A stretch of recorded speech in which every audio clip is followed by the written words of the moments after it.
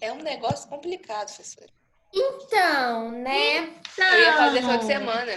Eu esqueci. Mas é porque Tá na essa minha semana. agenda. É porque todas as semanas eu separo algumas matérias para estudar. E essa semana é a semana de biologias e química. Porque todas as Porque a matérias ideia, básicas. queridos, da aula hoje é correção. Ai, que Correção. lindo. Ah, mas aí eu vou tirando as dúvidas, que eu tenho dúvida pra caramba nessa É. matéria. Então Ó, tá, eu olha, prestei bastante atenção, pelo menos alguma coisa eu sei. Eu então vou tá saber bom. fazer. Olha só. Então eu vou pedir para todo mundo colocar, colocar um mudo no microfone, tá? Quando eu for perguntando as paradas, vocês vão tirando, porque se tiver muita gente com o microfone ligado, dá interferência e atrapalha um pouco. Então eu vou colocar aqui vocês no mudo, acho que tá Geraldo no mudo já. Se quiser mandar, quem não tiver com o microfone, mandar alguma coisa no chat, eu consigo ver também. Então eu já vou compartilhar aqui a tela toda com vocês. Opa, foi. Deixa Ô, eu... prof, Oi. no Bibiologia eu te mandei aquela dúvida sobre a reprodução das bactérias, mas os seus áudios não vieram pra mim. Ah, é Não verdade. Olha, veio. agora que eu lembrei que você falou e eu esqueci de mandar depois de novo. Você estava perguntando sobre a transdução. Isso, transdução. Tá, então, gente, Na verdade era transformação. Então tá, ó. Não, transformação é que pega do meio. É essa? Ah, tá. Não, era transdução, tá certo. Deixa eu achar aqui, ó. Vou até compartilhar aqui da aula. Deixa eu anotar. Carlos Eduardo Benedito. Cadu. Ó, aqui. Só para lembrar, gente, o tipo de reprodução, quando a gente fala de reprodução bacteriana, né? Você pode ter a divisão binária, que é a cisparidade, que ela sozinha, é uma reprodução assexuada, ela sozinha, primeiro duplica o material genético, aí duplicou. Aquela entradinha que tem aqui na membrana plasmática, que é chamado mesossomo, vai ajudar. Ai, gente, aí, ó, que agonia! Quem foi que riscou a minha tela? Que agonia, gente! Isso daí para mim São os parece. hackers. São hackers, são vocês os hackers. Aí, olha só, essa região mesmo, muito boa. Se vocês quiserem continuar fazendo isso, eu não vou me importar, não. Agora eu sei que são vocês. Ela direciona, né, esses dois materiais genéticos duplicados e cada um vai para uma extremidade. Tem a divisão aqui do citoplasma e você tem a formação de duas células, né, bacterianas no final. Agora, quando a gente fala da conjugação, uma bactéria, isso aqui é uma reprodução sexuada, uma bactéria chega próxima de outra, aí tem o plasmídio, que é aquele DNA circular, vai passar um pedacinho desse plasmídio que foi duplicado para outra bactéria. Para passar, forma uma pontezinha citoplasmática, que é chamada de pilos. Aí, ó, passou, duplicou, né? Porque ela não vai perder o material genético dela, ela vai duplicar para depois mandar. Duplicou, passou, e agora essa segunda bactéria tem aquele plasmídio. Isso daqui está muito associado com a resistência a antibióticos, porque normalmente os genes associados à resistência são encontrados aqui nos plasmídios. Então, uma bactéria que é resistente pode passar resistência para outra. Isso seria conjugação. Prof, Oi. esse negócio de passar o gene da resistência a antibióticos foi o caso que você comentou, caso a gente use antibióticos de maneira errada, certo? Isso, a gente quando usa antibiótico errado, o que vai acontecer é que você vai estar selecionando cada vez mais linhagens existentes e aí você deixa de matar aquelas bactérias que, se você tomasse um antibiótico certinho por, sei lá, 7 dias, você mataria. Aí você tomou só por 4, você viu que você estava bem e parou. Qual que é o problema disso? Primeiro que as bactérias que iriam morrer se você tomasse até o 7º dia, elas ficam lá vivas. Segundo, você cada vez mais seleciona linhagens existentes. Então, aquela bactéria que sobrou lá, que é resistente, através da conjugação, ela pode passar a resistência para aquela outra que não era resistente, que ela iria morrer. Aí você pode ter a doença de novo, e aí quando toma antibiótico não funciona mais, porque agora todas as bactérias ali são resistentes. Aí você tem que Professora. trocar os antibióticos. Professora, é igual, por exemplo, quando eu era menor, quando eu tinha os 6 meses até os meus 8 anos, eu tinha muita crise de amidalite. E aí, chegou uma hora da minha vidinha, né, quando eu tinha uns 3, 4 anos, que o amoxicilina não funcionava mais. E aí eu comecei a tomar bezetacil. Só que eu tinha todo mês, aí todo mês eu tomava bezetacil. Só que depois a bezetacil começou a não funcionar mais pra mim. Aí eu tinha que tomar uma outra injeção que é uma de 3 dias, eu acho que é Triaxin. É um negócio desse, que eu tinha que tomar 3 dias seguidos.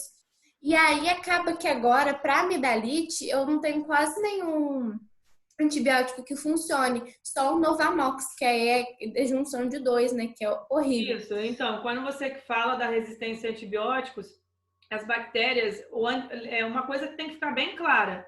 Os antibióticos, eles não induzem a resistência. Eles selecionam aquelas bactérias que já eram resistentes, por mutação elas surgiram lá naquela colônia. Ele só simplesmente não mata elas. Por isso que a gente fala que é resistente. Seleciona as resistentes. Então, cada vez mais os antibióticos, como você tinha que usar muito, você estava selecionando resistentes. Agora você tem que fazer uma combinação de antibióticos para conseguir matar. Mas a conjugação, ela ocorre de forma natural ou só quando você toma antibiótico de maneira errada? Não, natural. Natural. As natural. bactérias, todas essas formas de reprodução aqui, tudo acontece natural. Você não induz nada. Eu só disse que os genes associados à resistência de antibióticos encontram-se nos plasmídios. São esses DNA circulares aqui pequenininhos. O gene da resistência está aqui. Aí, no caso, na reprodução, na conjugação, o gene da resistência pode passar para uma bactéria que não tinha ele. Aí, agora, essa bactéria é resistente também. Professora, Oi.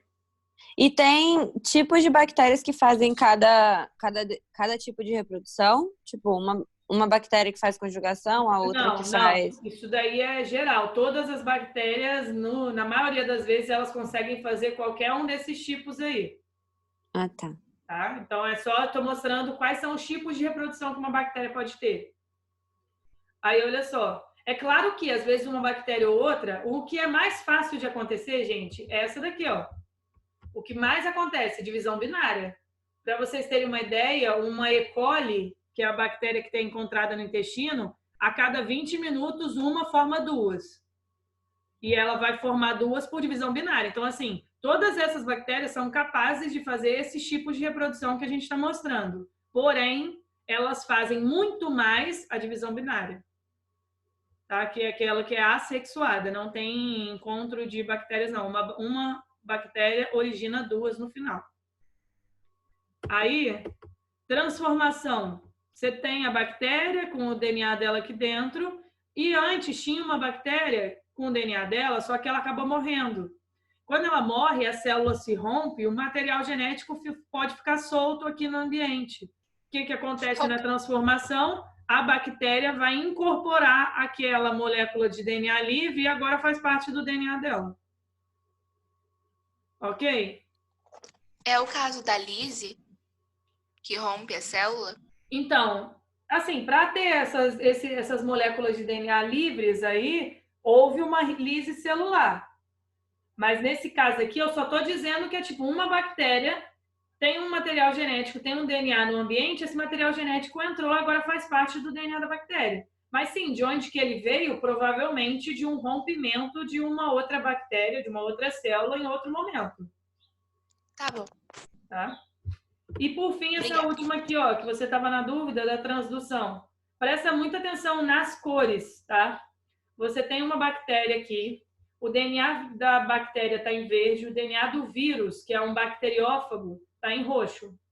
Lembra que o bacteriófago, para fazer o ciclo dele, o ciclo lítico, ele introduz o material genético dele dentro da bactéria. Então, olha essa segunda imagem. Você tem já o material da bactéria, o DNA dela meio cortado, e o DNA do vírus. Isso daqui, quando no ciclo lítico, ele faz com que a bactéria produza inúmeros vírus dentro dela. esses vírus vão utilizar o material genético que tem aqui dentro. Então, dá uma olhada nesses vírus aqui, ó.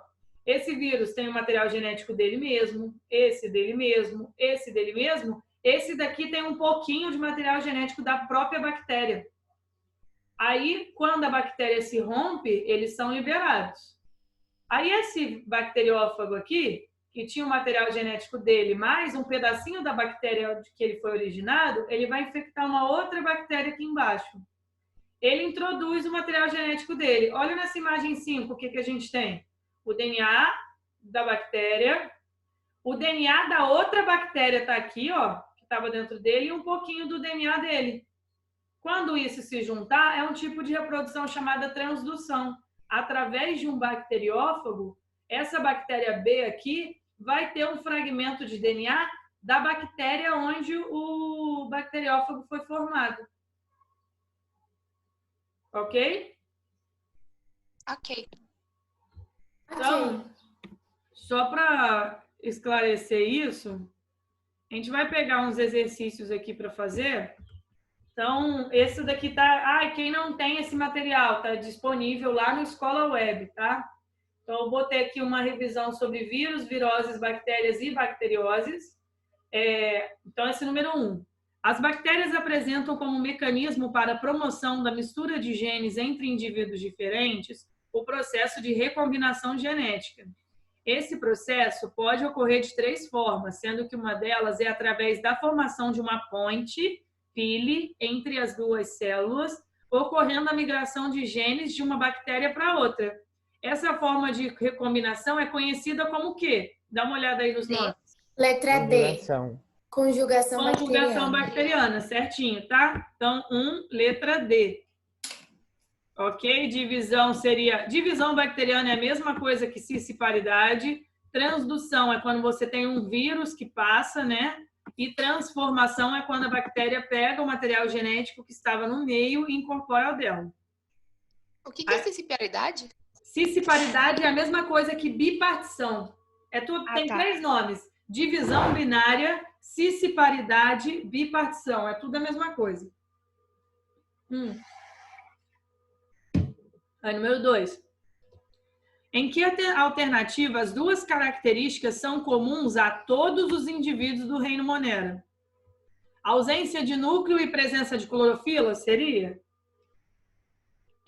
Não. Mas tem bactéria que tem clorofila? Tem. Boa pergunta. Tem. Qual que é? A professora aí também, né? São as chamadas cianobactérias. Isso aí. São bactérias que elas conseguem fazer fotossíntese, mas como aqui a questão está dizendo são comuns a todos os indivíduos, então não é essa.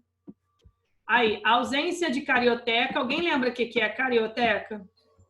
É a camada que envolve o núcleo? Isso, é a membrana que envolve o núcleo. Então, ausência de carioteca e capacidade de síntese proteica. Não. Sim. Sim, é a letra B? Sabe por quê? Porque a bactéria ela pode produzir proteínas. Ela produz as próprias proteínas dela. Claro, a bactéria tem ribossomos dentro dela. É verdade. Ribossomos que estão associados com a síntese proteica. A síntese proteica. Tá? Então, já seria a letra B, mas vamos ver as outras que está errado. Incapacidade de síntese proteica e parasitas exclusivos. Tem 2 coisas erradas. Incapacidade de síntese proteica, não, porque ela é capaz de produzir proteínas. E parasitas exclusivos, não, porque lembra que quem é parasita exclusivamente é o vírus, que ele é um parasita intracelular obrigatório. As bactérias, nós temos muito mais bactérias boas do que ruins. E não sempre essa bactéria tem que estar dentro de uma célula ou qualquer coisa, de jeito nenhum, tá? Até porque a bactéria não tem como ela entrar na sua célula. Ela vai causar mal para você, por exemplo, produzindo toxinas, né? Ou então, quando ela chega, ela causa doença no seu corpo. Não é entrando na célula. A bactéria não entra dentro da sua célula, tá?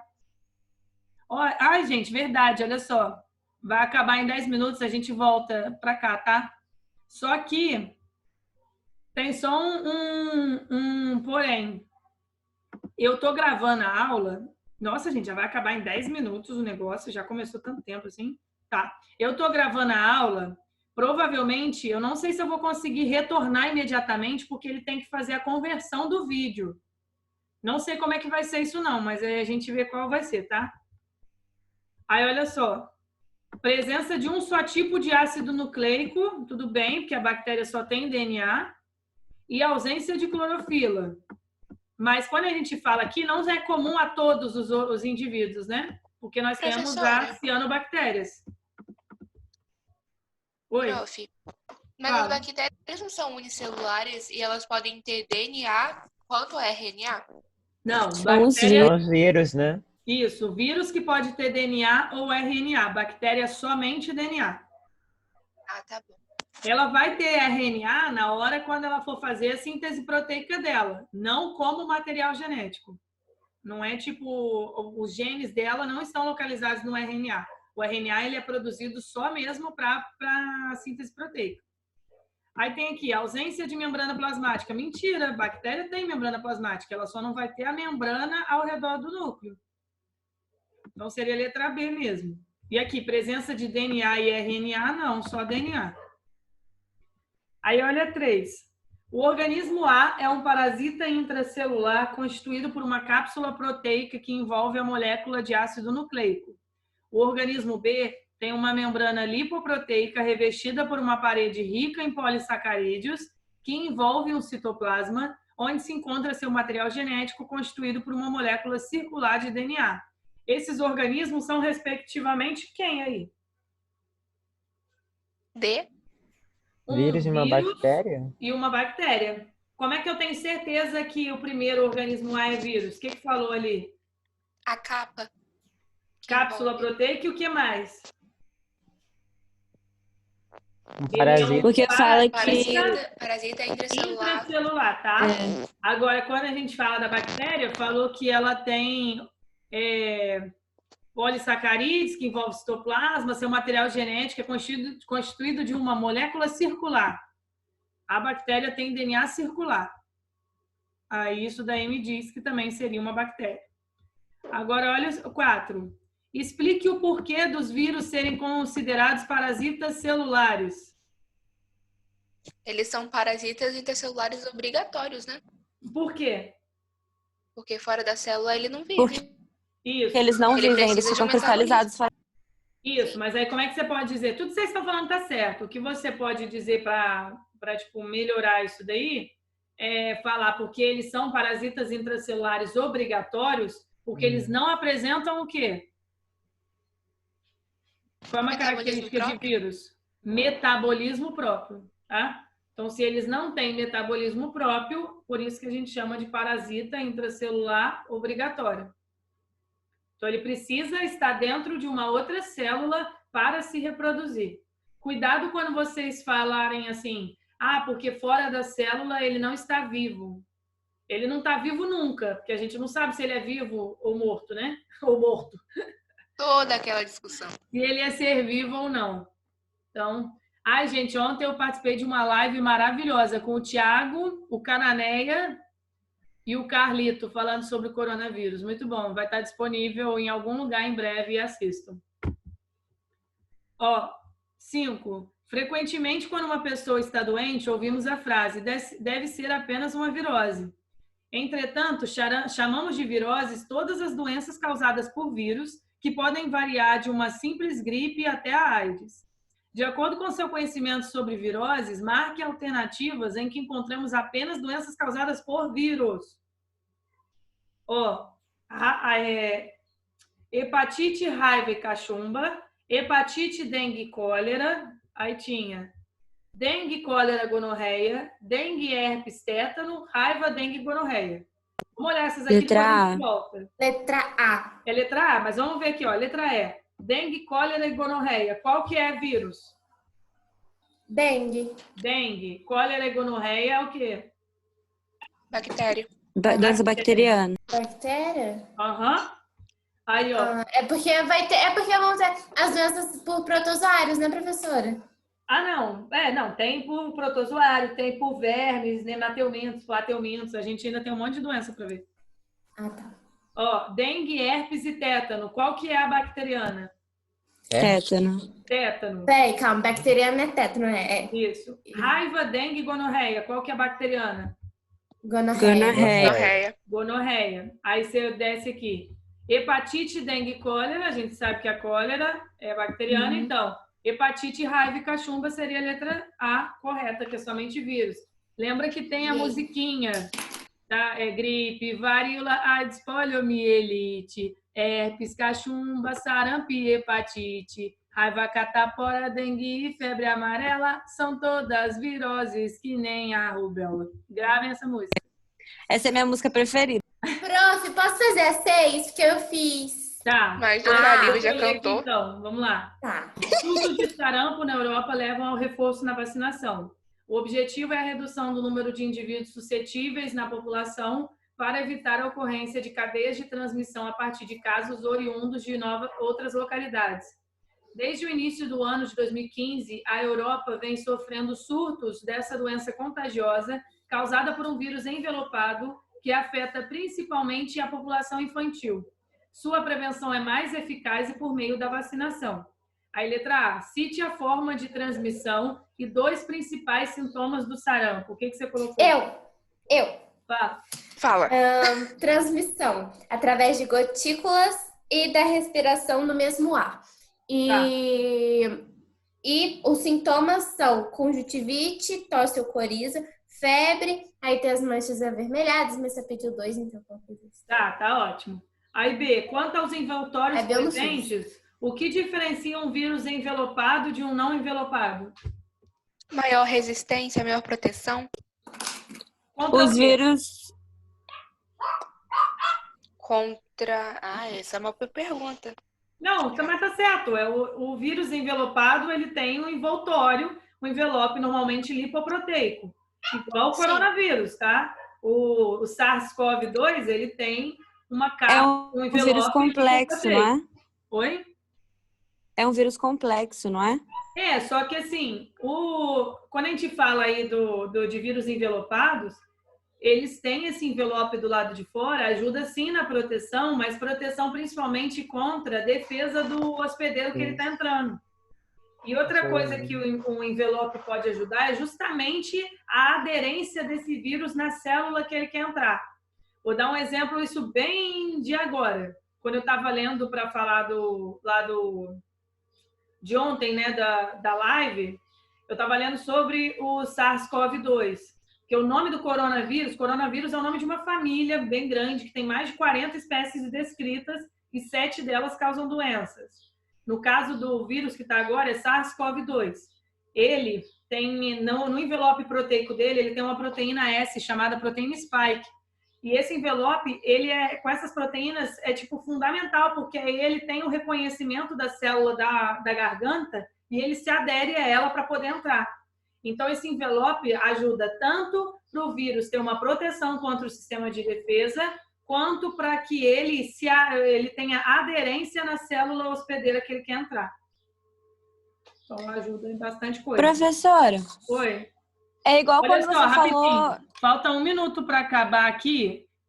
Como eu nunca me avisaram que ia acabar... Não, na verdade eu sabia, mas eu nunca passei por isso aqui. Quando cair, eu vou apertar para voltar. Aí, enfim, vou até parar de compartilhar a tela aqui. Vai dar certo. Vai dar certo. Eu acho... A Tati me falou que só aparece um negócio que eu clico para voltar. Nunca fiz isso. Então, qualquer coisa, fique ligado. Mas fala. Vai acabar já já. Não, é igual quando você falou do vírus da AIDS, que ela só prejudica muito o nosso corpo porque é mais difícil das células brancas, dos glóbulos brancos quebrarem ele, não é? Então, na verdade prejudica muito porque ele destrói justamente as nossas células de defesa. Então, o seu sistema imune fica fraco. Bem fraco. Ah, entendi. Aí, por isso que a pessoa que tem HIV pode morrer de doenças oportunistas quando ela desenvolve AIDS. Prof. Oi. Recapitulando a letra B, da número